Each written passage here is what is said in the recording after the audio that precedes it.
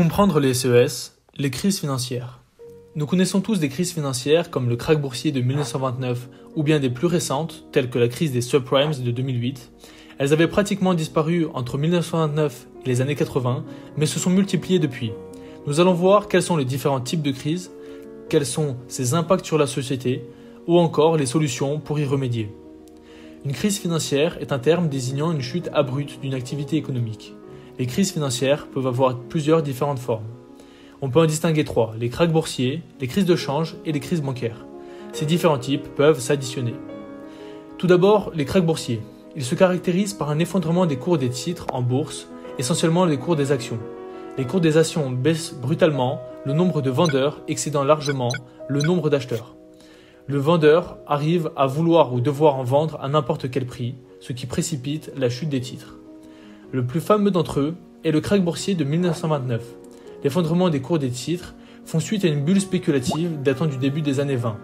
La notion de bulle spéculative désigne la situation où les prix d'échange des biens sur un marché sont artificiellement élevés par rapport à leur valeur réelle. Il y a donc une déconnexion entre l'économie réelle et la bourse.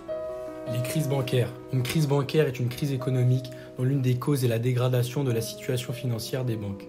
Elle se caractérise par une chute de la rentabilité, voire une faillite pour une ou plusieurs banques importantes. Elles sont souvent dues à des crédits qui ne peuvent plus être remboursés, comme au moment des crises immobilières. Par exemple, la chute des prix de l'immobilier aux États-Unis en 2008, consécutive à la détention par les banques de prêts très risqués dits subprimes. Les crises de change monétaire. Le marché des changes est un marché sur lequel se retrouvent tous les acteurs qui souhaitent échanger une devise contre une autre devise, par exemple l'euro contre le dollar. C'est le cas notamment des banques et de certaines entreprises.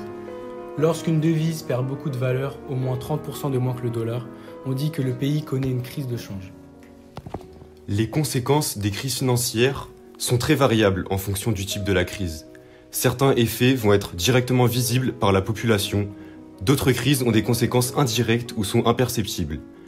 Elles ont souvent des répercussions sur le niveau des salaires et la valeur du capital. Elles provoquent des faillites et du chômage, accroissent les tensions sociales et politiques et peuvent même avoir des répercussions sanitaires. Les solutions pour sortir d'une crise sont multiples. On peut en relever 5 majeures. Décaler les impôts et prélèvements des entreprises en attendant un relancement de l'économie, suspendre les paiements des loyers afin d'éviter les faillites, faire en sorte que les employés aient un revenu suffisant, reporter les échéances des crédits des banques, on peut enfin créer de la monnaie pour réduire les dettes publiques et privées.